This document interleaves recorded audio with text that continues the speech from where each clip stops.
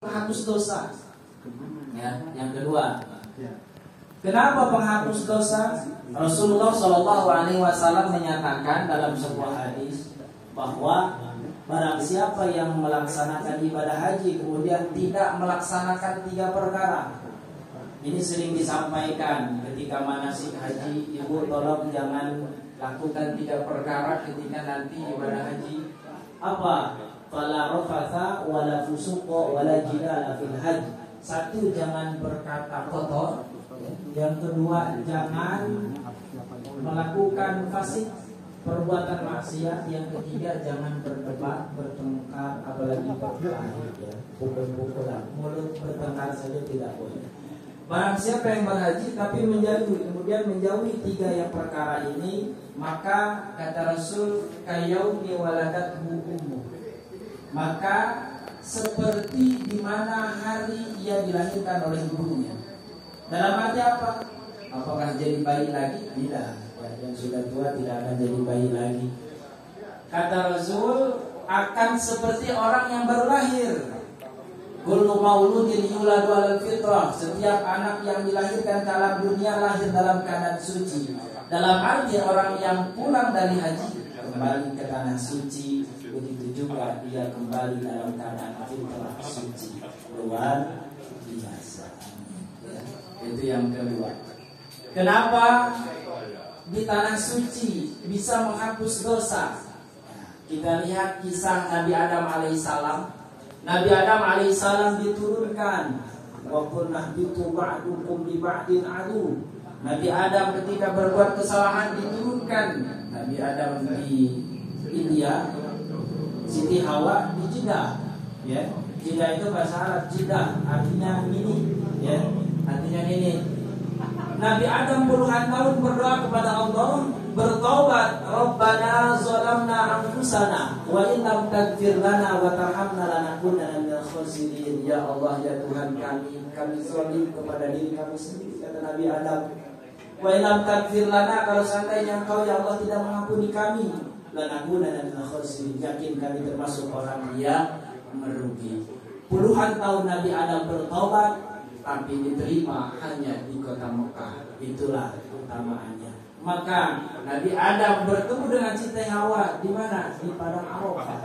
Makanya nanti di Arafah ada gunung, di atas ada tugu, disebut dengan tugu Nabi Adam dan Siti Hawa. Ada yang nulis macam-macam, ya. Ada yang nulis dengan pasangannya. Nabi ditakdirkan naik ke atas, pegang saja atau berdoa, ya Allah langgengkan pernikahan kami. Atau kita ingin saudara punya anak, doakan agar pernikahannya langgeng seperti Nabi Adam dan Siti Hawa. Amin ya rabbal alamin. Ya.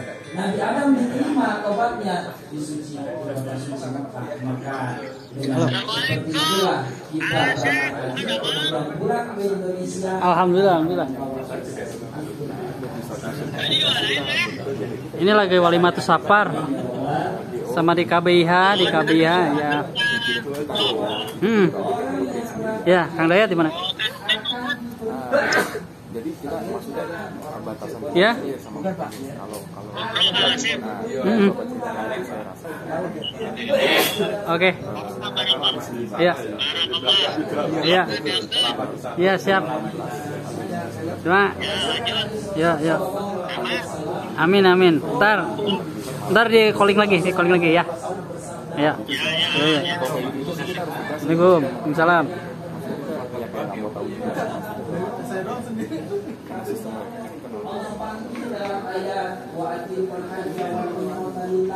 Atau dalam ayat lain, walillahi 'alan nasi hijjul baiti man istata'a ilaihi sabila. Allah panggil, wahai hambaku yang beriman, datang kemana? Ke tanah suci, lakukanlah ibadah haji dan umrah. Perintah Allah, panggilan Allah. Kemudian kita penuhi panggilan tersebut dengan mengucapkan labbaik. Labbaik itu bahasa Arab, ya. Labbaik itu bahasa Arab. Kalau dipanggil, dulu kita dipanggil sama ustaz, bulan, ta'al, jawabnya apa? Labbaik. Labbaik itu mungkin kalau bahasa Indonesia kita dipanggil apa? Kalau dipanggil sama orang, nyaut, ya. Jadi nyaut itu bahasa Arabnya dengan kalimat labbaik. Labbaik Ustaz, dipanggil sama Ustaz, labbaik Ustaz. Jadi labbaik itu adalah bentuk kita memenuhi panggilan dari siapapun, terkhusus dari Allah. Kita penuhi panggilan labbaik Allahumma labbaik. Labbaik Allahumma labbaik. Labbaik la syarika laka labbaik. Labbaik Allahumma labbaik. Labbaik la syarika laka labbaik. Innal hamda wa ni'mata lak wal mulka la syarika lak. Innal hamda wa ni'mata lak wal mulka la syarika lak. Kita penuhi panggilan Allah. Jadi di sana bertalbiyah. Cuma di sana nggak pakai lagu, langsung aja labbaik Allahumma labbaik gitu. Ada juga yang pakai nada. Tapi di sana secara tegas kita baca talbiyah, apa yang disampaikan oleh Rasul, kita memenuhi panggilan dengan membaca talbiyah. Nah, orang yang berangkat haji tamunya Allah. Orang yang berjihad tamunya Allah. Maka ketika ia meminta, pasti akan kukabul. Ketika ia mohon ampunan, pasti akan kuampuni, kata Rasul. Ya. Maka di sana mintalah. Minta apa? Boleh minta dunia, boleh minta dunia. Ya. Misalkan, ya Allah, aku pulang ke Indonesia, ingin punya rumah megah, silakan. Ya Allah, aku pulang ke Indonesia, ingin punya mobil mewah, silakan. Ya Allah, aku pulang ke Indonesia, ingin punya banyak sawah, silakan. Ya Allah, aku pulang ke Indonesia, ingin punya segala macam, ingin urusan dunia, silakan. Tapi ingat, sebelum berdoa urusan dunia, minta dulu urusan akhirat. Ya Allah, tolong istiqomahkan ibadah. Minta urusan akhirat. Ya Allah, tolong jadikanlah anak-anakku anak yang soleh dan soleh. Ya Allah, matikan aku dalam keadaan husnul khotimah.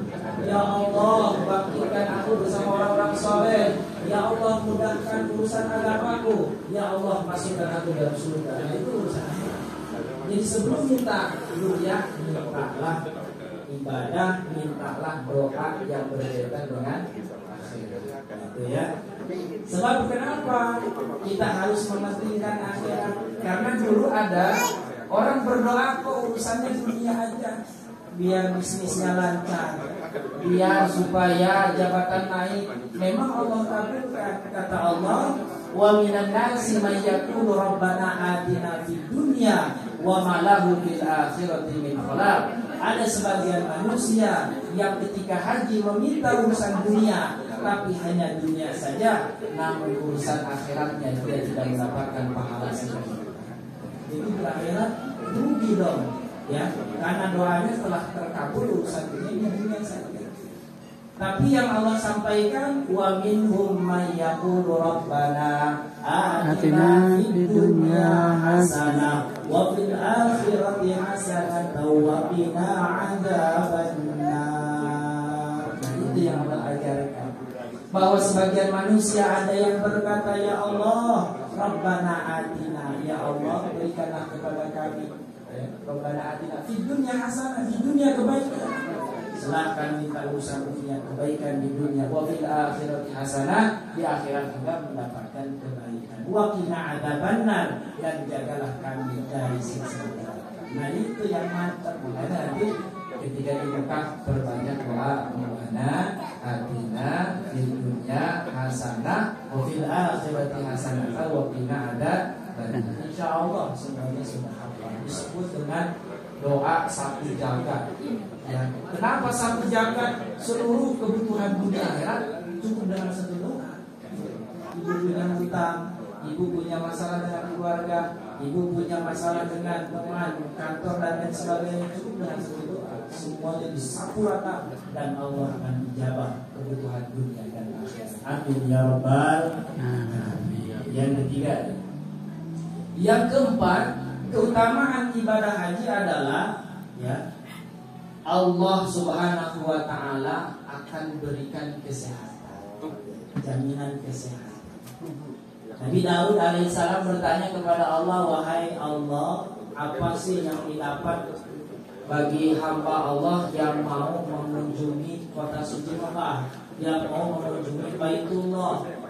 Maka Allah Subhanahu wa taala menjawab, wahai Daud, sesungguhnya ada hak bagi yang mengunjungi atas yang dikunjungi. Orang yang mengunjungi Baitullah, ia berhak mendapatkan jaminan kesehatan lahir batin. Nah, ini dia jaminan kesehatan lahir batin. Jadi orang yang berangkat ke tanah suci Mekah akan mendapatkan jaminan sehat ya luar dalam. Ada beberapa contoh misalkan di sini misalkan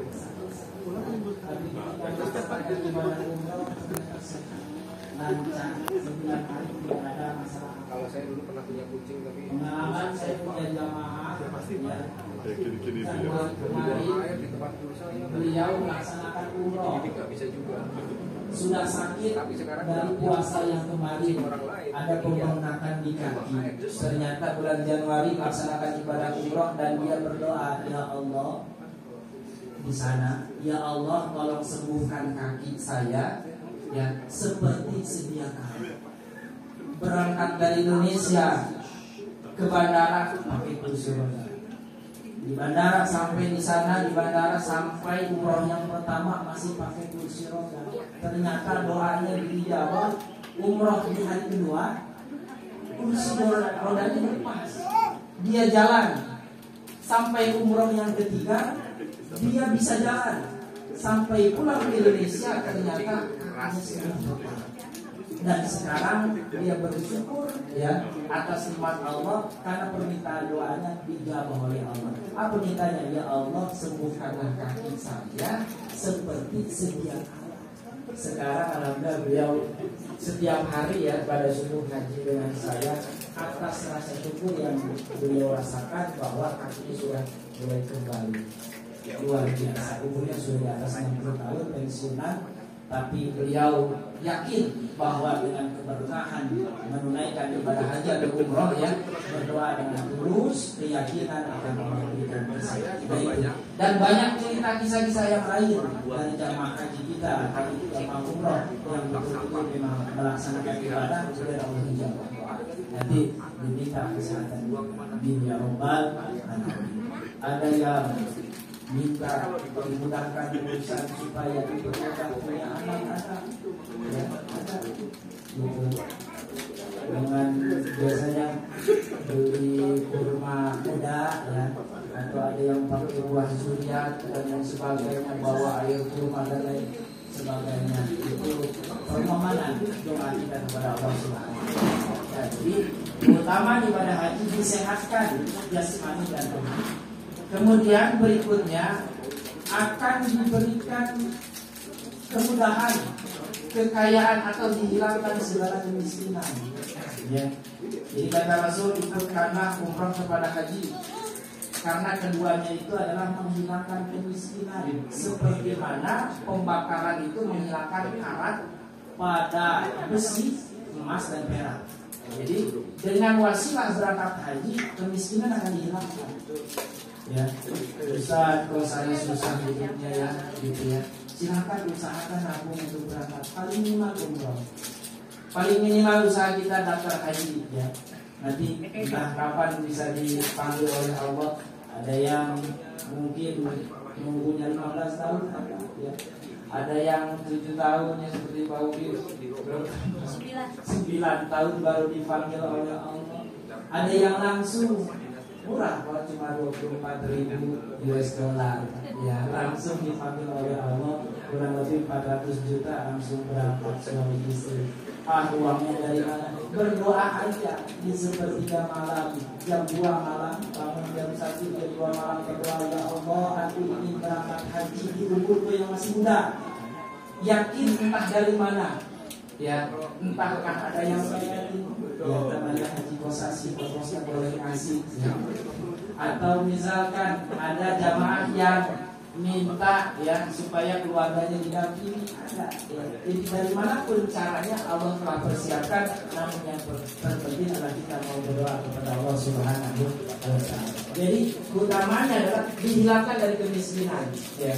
Kalau kita ingin kaya, udahlah jangan datang ke dukun, yang ngapain sih datang ke dukun pesugihan. Udah aja datang umroh ibadah haji, minta sama Allah, ya Allah aku ingin kaya, yakin Allah kasih kaya. Kalau memang ingin urusan dunia dipermudah.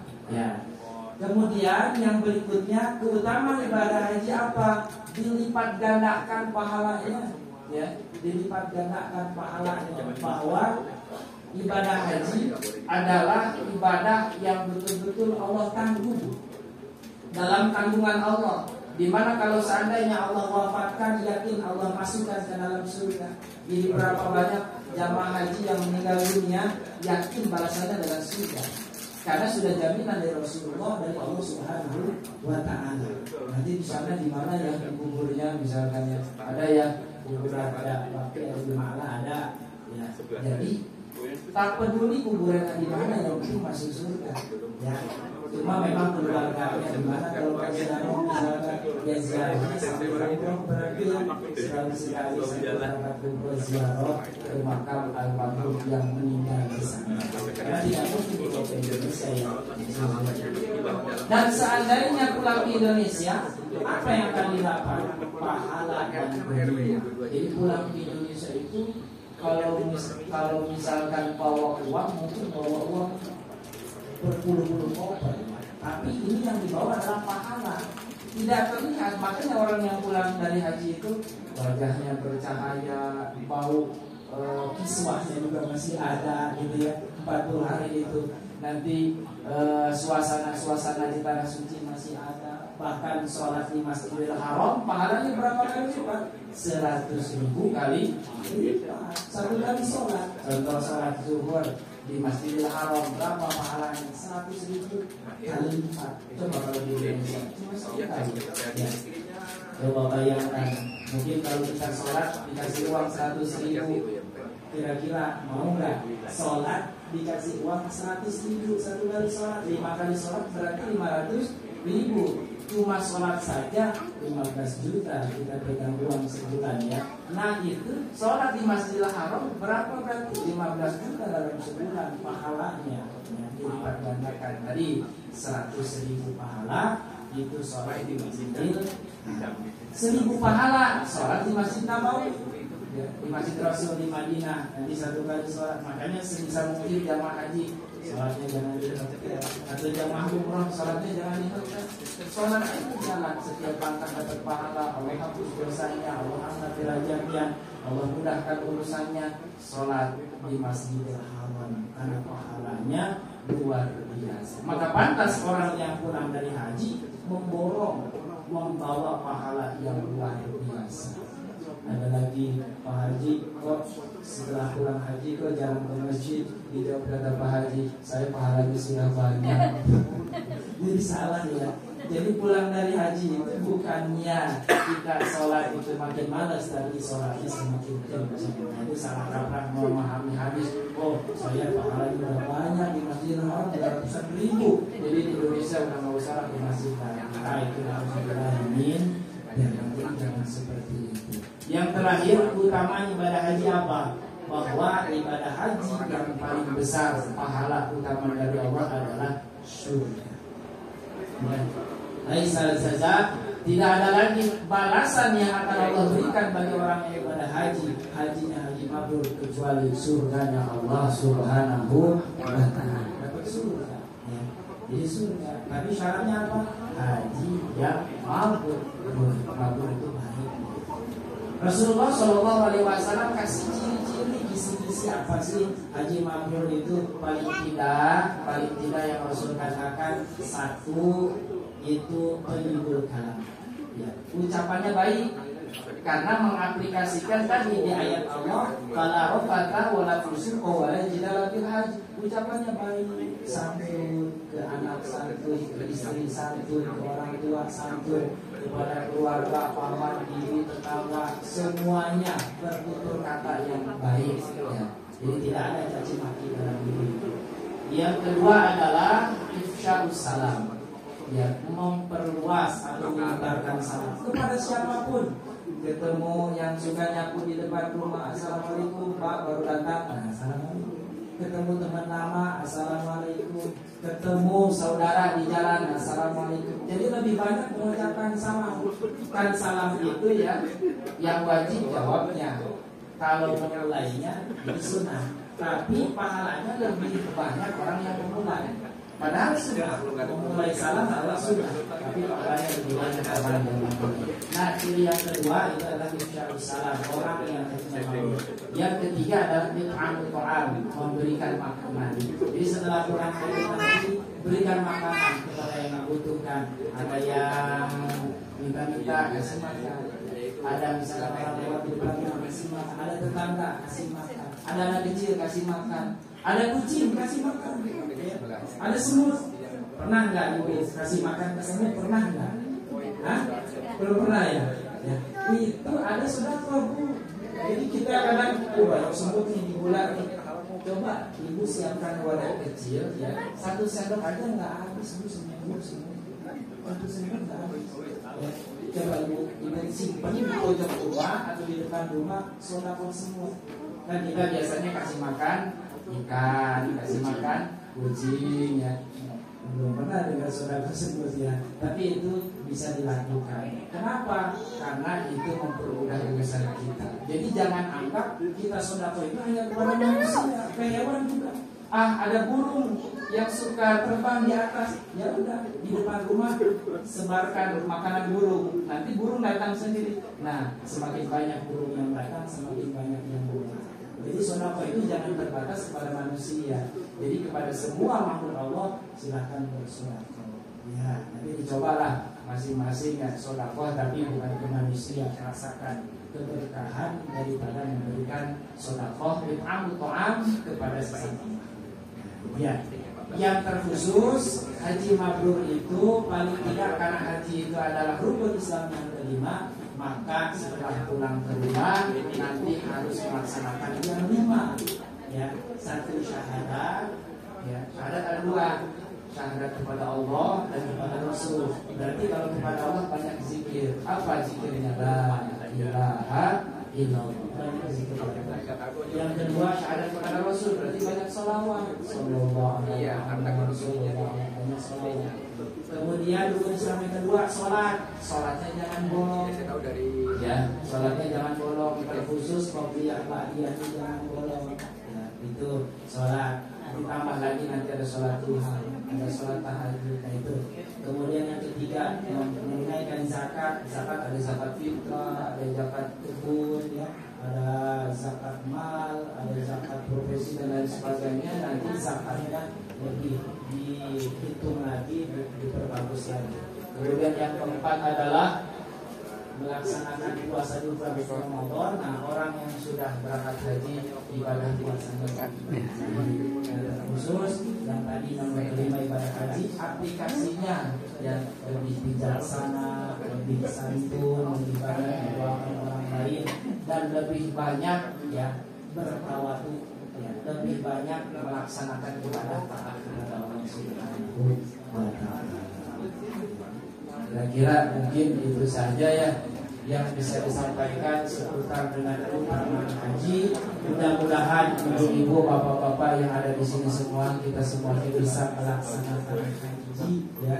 Ada yang sudah Amin. Pak Haji, mana Pak Haji yang sudah haji? Ada Bu Haji juga ada. Ini merupakan keutamaan. Jadi agar kita semua azamkan dari sekarang, ya Allah aku ingin berangkat haji. Ya, berdoa terus kepada Allah agar mendapatkan keutamaan-keutamaan yang memang Rasulullah telah sampaikan, dan pula Allah telah janjikan bagi jamaah haji yang mau beribadah mengunjungi yang terakhir nanti kita akan berdoa dan ditutup dengan salam-salaman ya mohon maaf, makanya itu nanti ibu yang berangkat haji atau bapak yang berangkat haji minta maaf kepada sesama, barangkali baik disengaja atau tidak disengaja ya. Mohon maaf kepada anak, jangan sampai nanti ada hubungan yang tidak baik kepada orang tua, kepada paman dan lain sebagainya, supaya di sana terlepas dari hakul adami, namanya hakul adami ya, terkait sangkut paut bersama sesama manusia. Ya, nanti saling bersopangan, sama-sama. Maka dari itu sama-sama kita berdoa kepada Allah Subhanahu wa taala agar ya perjalanan ibadah haji terkhusus Bapak Widi dan Ibu Fati yang akan berangkat pada tanggal 5 Juni nanti, Allah mudahkan perjalanannya, Allah selamatkan perjalanannya, Allah mudahkan dalam ibadah hajinya, kemudian Allah berikan haji yang mabrur, dosa-dosa kita punya oleh Allah Subhanahu wa taala, segala amal yang diterima oleh Allah dan diberikan keterangan suci dalam keadaan sehat walafiat selamat. Amin.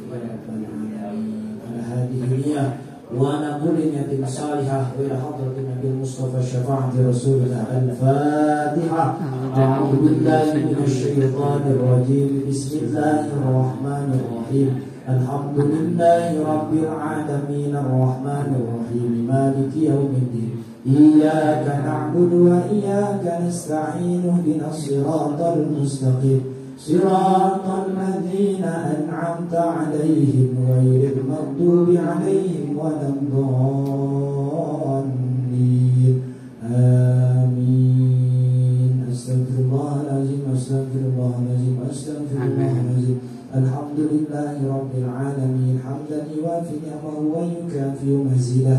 يا ربنا لك الحمد كما ينبغي لجلال وجهك الكريم وعظيم سلطانك. اللهم صل وسلم على سيدنا محمد وعلى آل سيدنا محمد.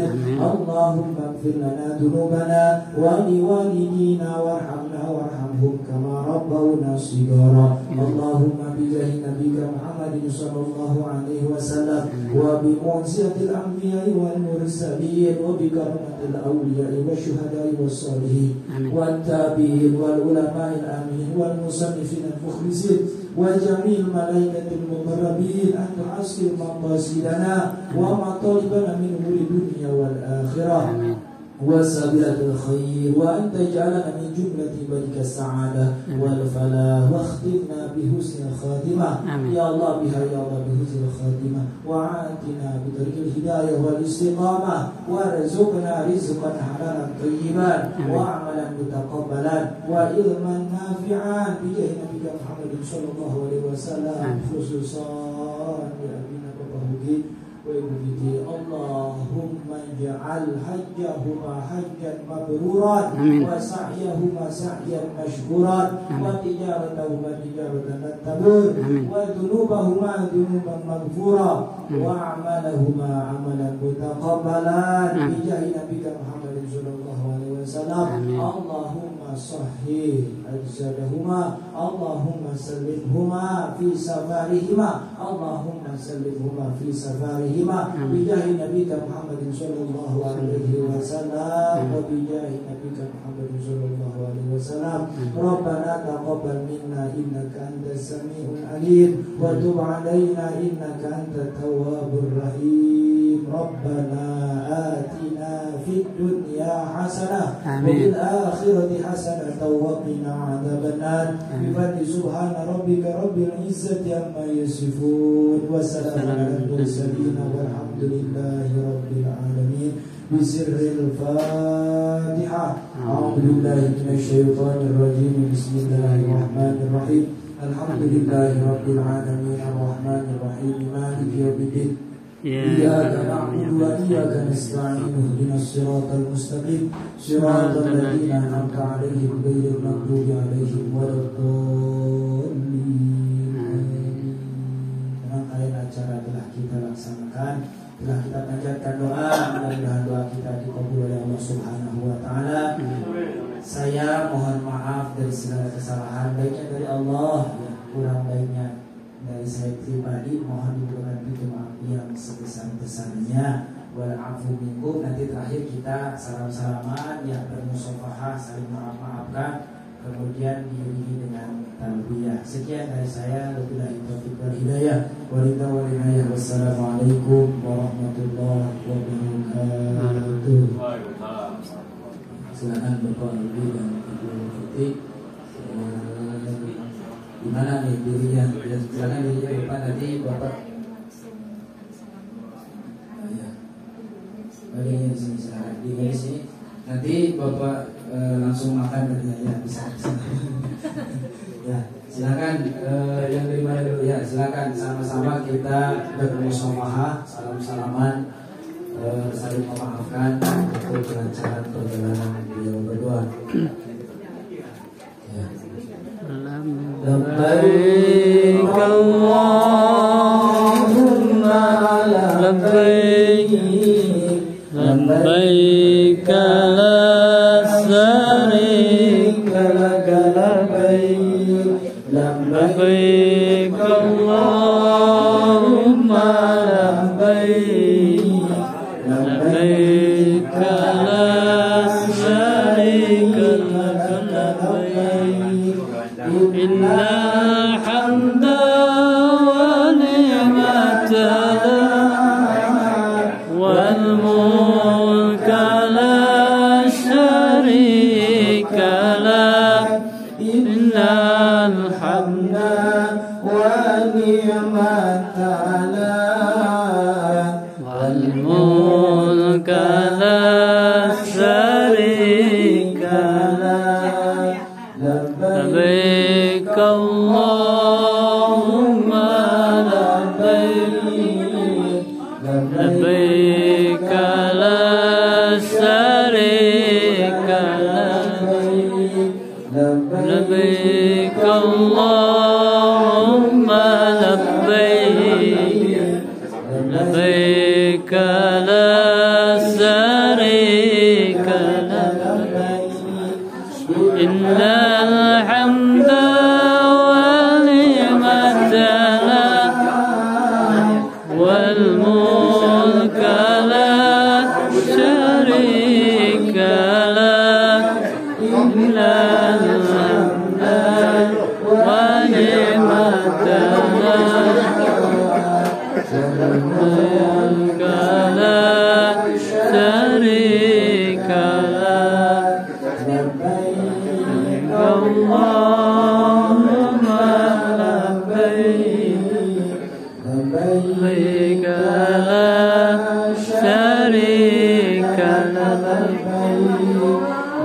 labbaik Allahumma labbaik, labbaik la syarika lak, innal hamda wa ni'mata lak wal mulka la syarika lak, innal hamda wa ni'mata lak wal mulka la syarika lak, labbaik Allahumma labbaik, labbaik la syarika lak, labbaik, labbaik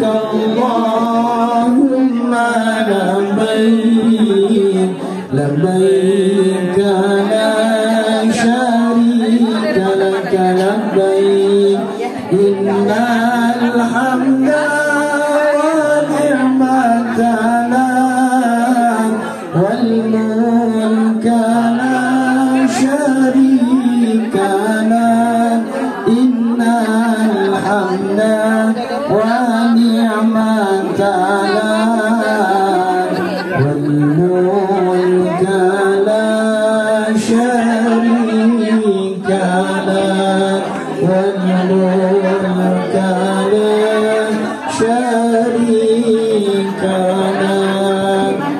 Allahumma salli wa sallim wa barik alaihi.